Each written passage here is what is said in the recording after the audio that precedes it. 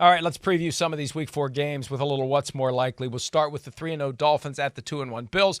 What's more likely, the Dolphins win in a defensive struggle or the Bills win in a barn burner? Those are your two choices. What's more likely? Ooh, I think if I had to choose one there, I'd go Dolphins win in a defensive struggle, right? I don't know. I just don't feel like anybody can outshoot out the Miami Dolphins. That's just kind of the way I feel. Or I got to see it to believe it first. That's where I'd go. But, there's a certain, I think, number I look at where if it goes past that favors a game for the Dolphins. I think once we start to get to past 24 or 27, that range, I start to go, well, that's Miami Dolphins football. They'd love to be in a 38-34 type of game and have it be the fastest game on turf and whatever else, because they're going to win it if it's that way.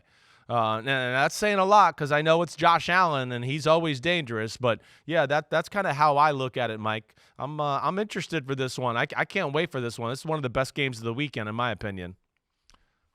Last year when they played early in the season in Miami, remember it was hot, and we saw a great shot during the Dolphins-Broncos game of how that sun and how that positioning really helps the home team because they're in shade right about from the start of the game, and then the shadow works its way across the field, and the team on the other sideline just bakes for the whole game.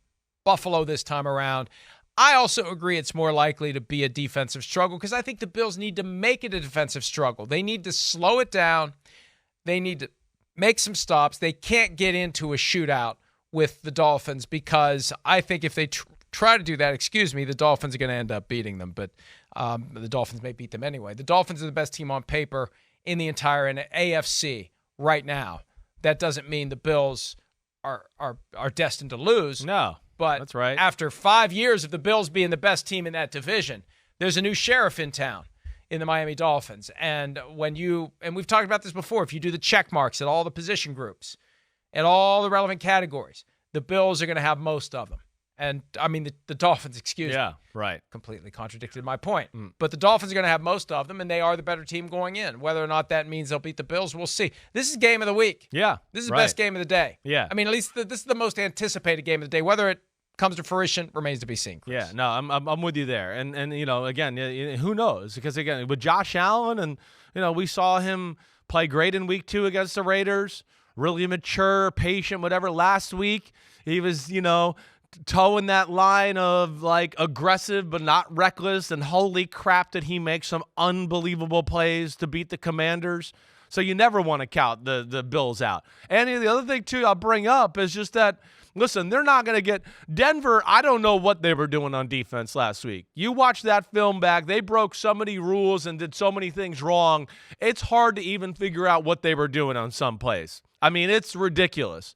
How many times the guy who's supposed to set the edge in the run game didn't set the edge and let somebody bounce out, and there's the corner going, wait, I got to take on the lead blocker and tackle Mostert here, and there's nobody else here to help me? I mean, the defensive game plan was absurd last week. That ain't going to happen with this group here. McDermott is, as you've heard me say for years, he's kind of the king of, like, I don't know what coverage that is, but he's got everybody dropping where they're trying to throw the damn ball. And he's smart, and they're really good at passing people off in zones. And, of course, their defensive front has really showed up and dominated the last 2 weeks. So that's where you give them a fighting chance. They do got the smarts and X's and O's, I think, to slow some things down. And, the Jimmies and the Joes up front have been kicking some ass there. And that's, if they can keep it manageable, I'll never count Josh Allen and company out. All right, Ravens at Browns, both teams 2-1. The Browns have looked great 2 of their 3 games, unstoppable defensively. What's more likely? Lamar Jackson rushes for 100 or more yards, or Myles Garrett, who had 3.5 sacks last week, has 3 sacks of Lamar Jackson when Baltimore and Cleveland get together? Yeah, this is a good one here. I'm going to go with Myles Garrett gets 3 sacks. I think that's the one I'm going to go with. I just don't imagine Lamar being able to run against this group. And if I'm Cleveland, I'm stopping the run game and Lamar running, and I want to see this pass game beat me right now. Because we've seen 2 quarters so far of the pass game looking real good, and that was against the Bengals with the Baltimore Ravens. But other than that, it has not looked like anything special to this point. And they have offensive line injuries with the Baltimore Ravens. What's Ronnie Stanley's health status this week? I'm not sure there either. But Myles Garrett so far, I mean, him and Micah Parsons have been the 2 best defensive players in the league. I mean, he's playing at an MVP or, NFL Defensive Player of the Year type of level right now, Myles Garrett. Yeah, I agree with you. I think it's more likely he gets 3 sacks. I don't see any quarterback rushing for 100 yards against that defense. They are and it fast. makes it even more stunning that the Steelers found a way to win that game because the Browns are looking pretty good. They were a huge wild card entering the season. And what they did to the Titans on Sunday woke me up. That defense is incredible. And Deshaun Watson's starting to look a little bit like the guy that played for the Houston Texans through 2020. All right, we're going to do Patriots-Cowboys next. Before we do the What's More Likely, here's Ezekiel Elliott, the former Cowboys running back now with the Patriots, on facing his old team. It's cool going back to Dallas. I spent a lot of time there. It's a lot of great times there, but I mean, out there you got to keep the main thing, and that's going out there getting better as a team and going out there and get another win.